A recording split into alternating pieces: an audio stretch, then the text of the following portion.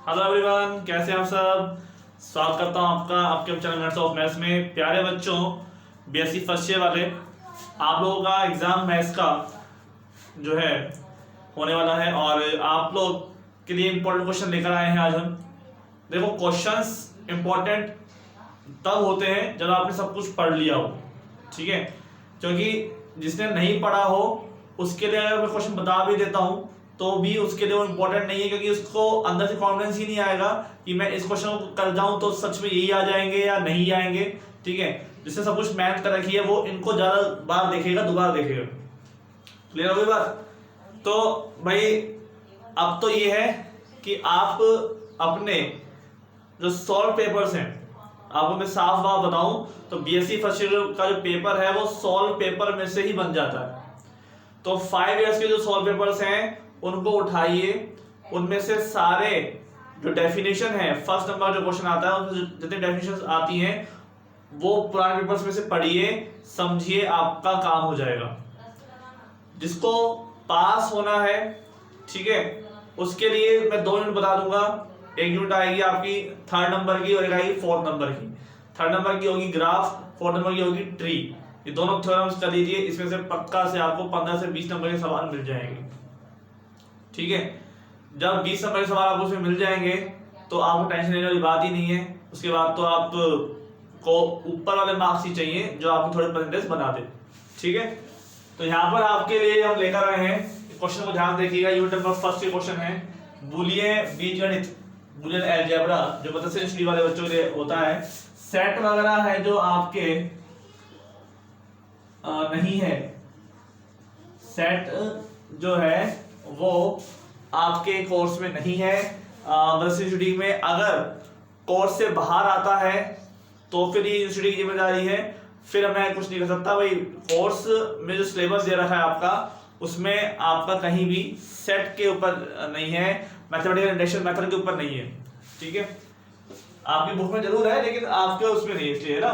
तो बूलियन बीजगणित की परिभाषा और उसके जो अभिगणित हैं, पोस्टुलेट्स जो होते हैं वो, और जालक की भी परिभाषा सकती है। रेटिक्स जो होता है जालक, उस जालक की भी परिभाषा आपके सामने मिल सकती है, ठीक है बच्चों।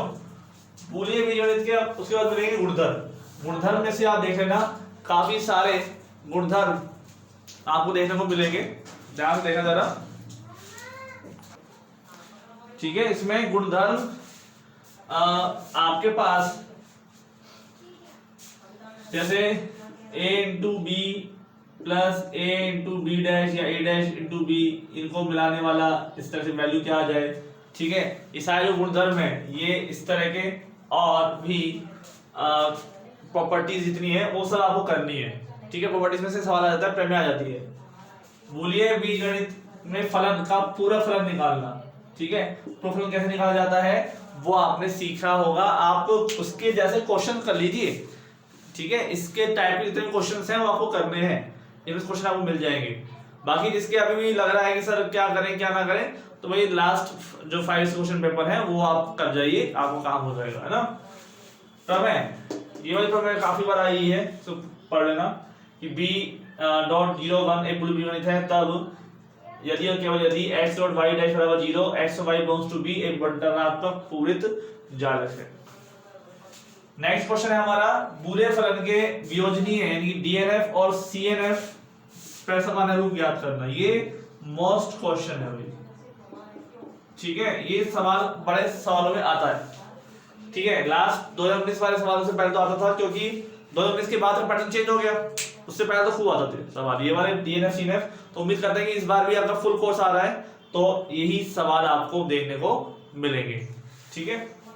और लास्ट में हमारा है आयरन 5 फलन को परिभाषित करो, ठीक है। पेपर भाई आपका बहुत ही हार्ड बन गया, मान लो पेपर बहुत हार्ड बन गया और क्वेश्चंस लास्ट 5 में से नहीं मिले तो नहीं मिले, इसमें तो मैं भी कुछ नहीं कर सकता, क्योंकि हम जो पैटर्न है उसको फॉलो कर सकते हैं। क्योंकि और उन क्वेश्चनों को सॉल्व करने के लिए जो क्वेश्चन हार्ड आए, जो अलग से आए, ठीक है, लास्ट ईयर में से नहीं आए, तो उनको सॉल्व करने के लिए मेहनत तो आपको शुरुआत से करनी होती है, वही बच्चे कर पाते हैं, ठीक है। ये नहीं कि सर लास्ट में तैयारी करें हम हफ्ते भर में और हम वो क्वेश्चन भी कर डालें जो आज तक किसी ने ना किए हो, ठीक है। तो ये चीज तो पॉसिबल नहीं होती है ना। तो इसे ध्यान रखना कि आपके बस के अंदर जो भी सवाल आपसे हो जाए वो आप जरूर करना।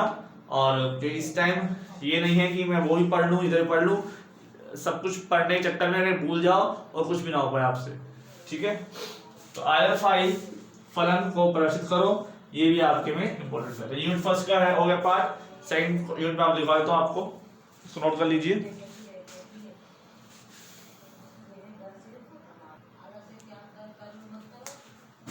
हाँ जी, तो बच्चों यहाँ पे यूनिट में सेकंड और थर्ड देखिए, ग्राफ, इसमें परिभाषाएं हैं, ग्राफ, छद्म ग्राफ, सरल ग्राफ, पूरक ग्राफ, ठीक है, स्वयं पूरक ग्राफ, तुल्य ग्राफ, निलंबी शीर्ष, समतलीय शीर्ष, हैमिल्टोनियन ग्राफ, समरूपी ग्राफ और द्वैत ग्राफ।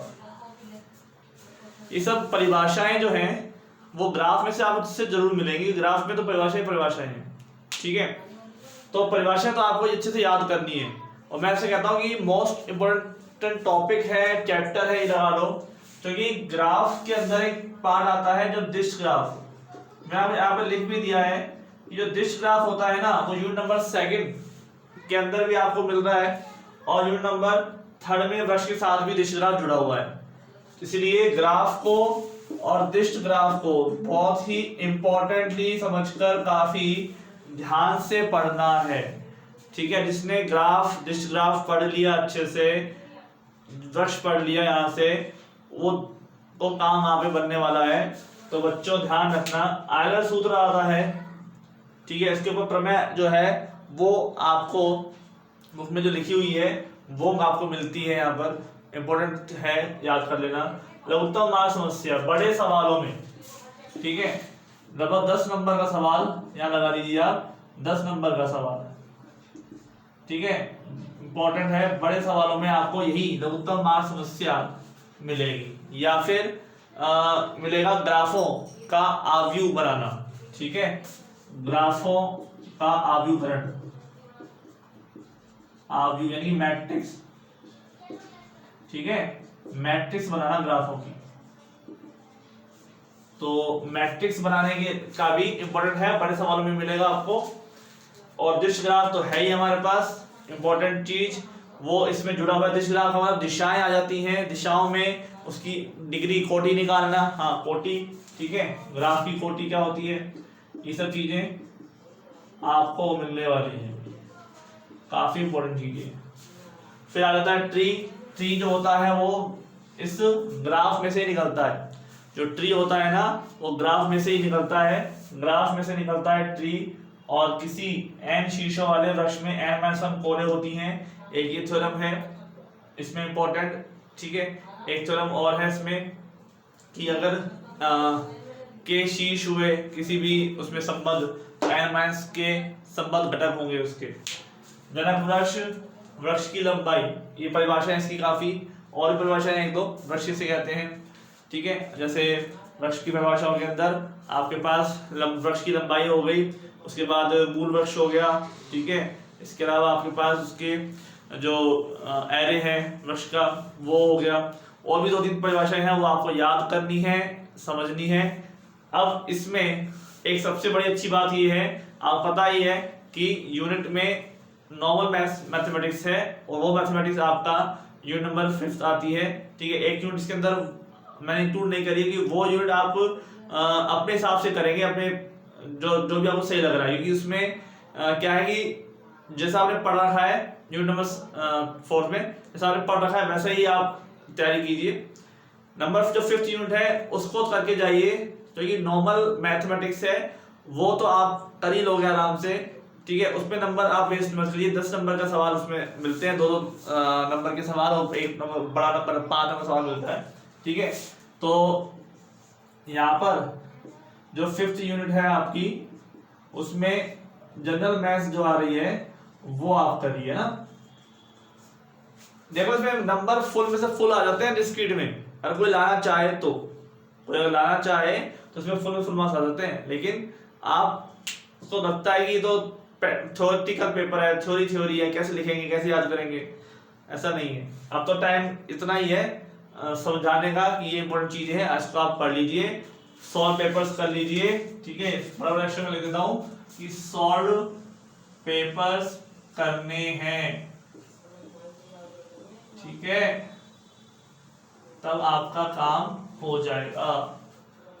तो मिलते हैं नेक्स्ट लेक्चर में, उसमें मैं आपके पास नया जो नेक्स्ट पेपर है आपका साइंस पेपर, उस पर मोस्ट क्वेश्चन बताऊंगा, ठीक है। Thank you so much. Video को शेयर कीजिए, लाइक कीजिए और ज़्यादा से ज़्यादा सब्सक्राइब कीजिए। Thank you.